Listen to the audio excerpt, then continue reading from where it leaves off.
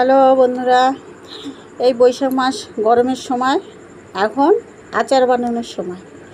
তা আমি ভেবেছিলাম এবছর আচার করব না, তা দেখি গাছে আম হয়েছে, তাই কটা আম পারলাম। এই দেখো, দেখাচ্ছি, এই যে কটা আম পারলাম।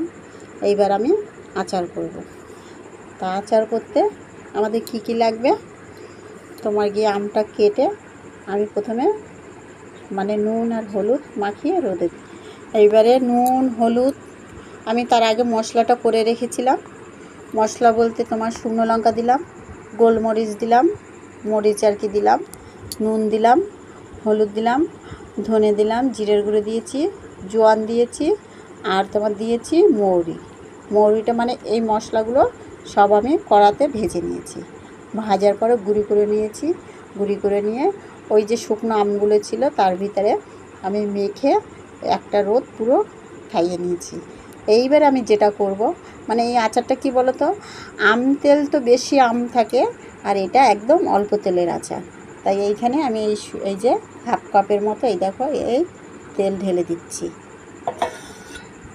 একদম অল্প তেলের আচার, অল্প তেল লাগে, কিন্তু আচারটা খুব খুব খুব টেস্টি হয়। এই যে মেখে নিলাম।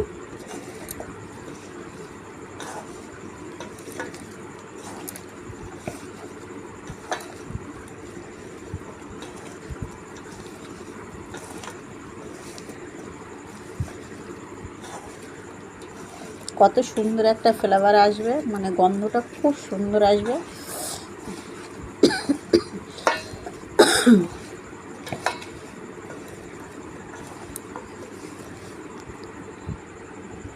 আর একটুখানি আমি তেল দিয়ে দেবো।